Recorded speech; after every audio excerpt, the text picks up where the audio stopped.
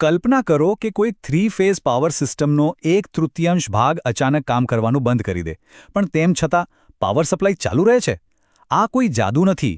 આ છે ઇલેક્ટ્રિકલ એન્જિનિયરિંગનો એક અદ્ભુત કમાલ, જેને આપણે ઓપન ડેલ્ટા અથવા વીવી કનેક્શન તરીકે ઓળખીએ છીએ. ચાલો આજે આની પાછળનું વિજ્ઞાન અને ગણિત સમજીએ. તો આજના આ સેશનમાં આપણે ક્યાંથી શરૂઆત કરીશું? સૌથી પહેલાં આપણે સ્ટેન્ડર્ડ ડેલ્ટા કનેક્શનને સમજીશું. પછી જોઈશું કે જ્યારે કોઈ એક ટ્રાન્સફોર્મર ફેલ થાય ત્યારે શું પરિસ્થિતિ સર્જાય છે. એના ઉપાય તરીકે ઓપન ડેલ્ટા સોલ્યુશન શું છે એ જાણીશું, એની નવી કેપેસિટી કેટલી હોય છે એની ગણતરી કરીશું, અને છેલ્લે એનો પ્લાનિંગ સાથે કઈ રીતે ઉપયોગ કરી શકાય એ પણ જોઈશું. સારું, તો કોઈ પણ વસ્તુને સમજવી હોય તો શરૂઆત હંમેશા એના બેઝિકથી કરવી પડે, ખરું ને? તો ચાલો સૌથી પહેલાં એ જોઈએ કે જ્યારે બધું બરાબર હોય ત્યારે 3 ફેઝ ટ્રાન્સફોર્મર બેંક કેવી રીતે કામ કરે છે. આ છે ડેલ્ટા કનેક્શન. અહીં 3 સિંગલ ફેઝ ટ્રાન્સફોર્મરને એક ત્રિકોણની જેમ જોડવામાં આવે છે. અને હા, એક વાત ખાસ યાદ રાખવા જેવી છે. આ પદ્ધતિ ત્યારે જ કામ કરે છે જ્યારે આપણી પાસે 3 અલગ અલગ યુનિટ હોય. કોઈ એક જ 3 ફેઝ ટ્રાન્સફોર્મરમાં આ શક્ય નથી.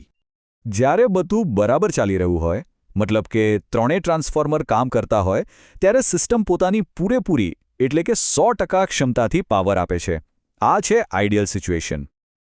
પણ રિયલ લાઈફમાં હંમેશા બધું પ્લાન મુજબ નથી ચાલતું, બરાબર?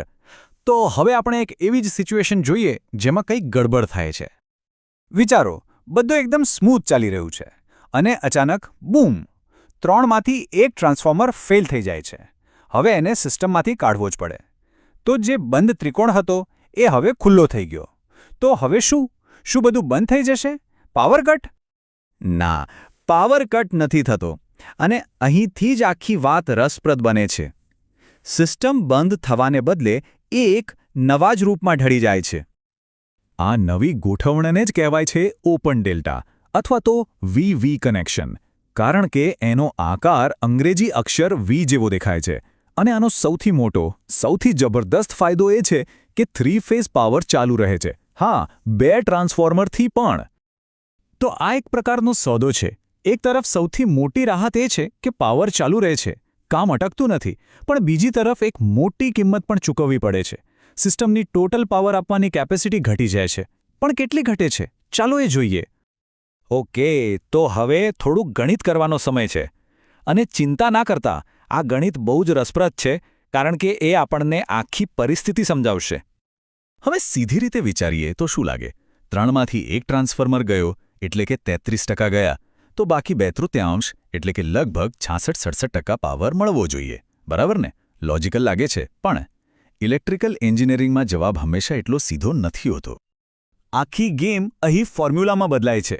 જુઓ, ઓરિજિનલ ડેલ્ટા કનેક્શનમાં પાવરના ફોર્મ્યુલામાં 3નો આંકડો આવે છે, પણ ઓપન ડેલ્ટામાં એ 3ની જગ્યાએ √3 આવી જાય છે, જેની વેલ્યુ લગભગ 1.7332 છે. બસ આ નાનકડો ફેરફાર જ બધું બદલી નાખે છે. અને આ ફેરફારનું પરિણામ શું આવે છે? એ છે આ જાદુઈ આંકડો 57.7%. હા, 2/3 નહીં, પણ ઓરિજિનલ કેપેસિટીના માત્ર 57.7% પાવર જ હવે ઉપલબ્ધ છે. આને મગજમાં બરાબર ફિટ કરી લેજો.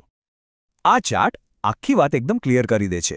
આપણે 100%થી સીધા 57.7% પર આવી ગયા. મતલબ કે આપણે 33% સાધનો હટાવ્યા, પણ પાવર કેપેસિટીમાં લગભગ 42%નો ઘટાડો થયો. આ જ તો એન્જિનિયરિંગનો રસપ્રદ વળાંક છે. સારું, અત્યાર સુધી આપણે ઓપન ડેલ્ટાને એક ઇમરજન્સી સોલ્યુશન તરીકે જોયું. પણ શું એનો ઉપયોગ જાણી જોઈને પ્લાનિંગ સાથે પણ થઈ શકે? ચાલો જોઈએ. હા, બિલકુલ થઈ શકે છે. વિચારો કે કોઈ એવી જગ્યા છે જ્યાં 3 ફેઝ પાવર તો જોઈએ છે, પણ લોડ એટલો બધો નથી. જો કામ 2 ટ્રાન્સફોર્મરથી ચાલી જતું હોય, તો ત્રીજું ટ્રાન્સફોર્મર લગાવીને ખોટો ખર્ચ શા માટે કરવો? આ એક સ્માર્ટ, કોસ્ટ ઇફેક્ટિવ ડિઝાઇન બની શકે છે. ઓકે, તો એ તો સમજાઈ ગયું. પણ હવે એક નવો સવાલ ઊભો થાય છે. સિસ્ટમ તો 57.7% પાવર આપે છે, પણ જે 2 ટ્રાન્સફોર્મર બચ્યા છે, એમના પર કેટલો લોડ આવે છે? શું એ પોતાની પૂરી તાકાતથી કામ કરી રહ્યા છે? આને માપવા માટે એક ટર્મ છે યુટિલાઇઝેશન ફેક્ટર. સાવ સાદી ભાષામાં કહીએ તો એ બતાવે છે કે જે સાધનો આપણી પાસે છે એનો આપણે કેટલો ઉપયોગ કરી રહ્યા છીએ, એની ક્ષમતાનો કેટલો હિસ્સો વપરાશમાં છે. અને અહીં આપણને બીજો એક મહત્વનો આંકડો મળે છે 86.6%. આનો અર્થ એ છે કે જે 2 ટ્રાન્સફોર્મર કામ કરી રહ્યા છે એમાંથી દરેક ટ્રાન્સફોર્મર પોતાની પૂરી ક્ષમતા પર નથી ચાલી રહ્યું. એ પોતાની ટોટલ કેપેસિટીના માત્ર 86.6% પર જ કામ કરી રહ્યું છે. તો આ 2 આંકડાને બરાબર સમજવા ખૂબ જરૂરી છે.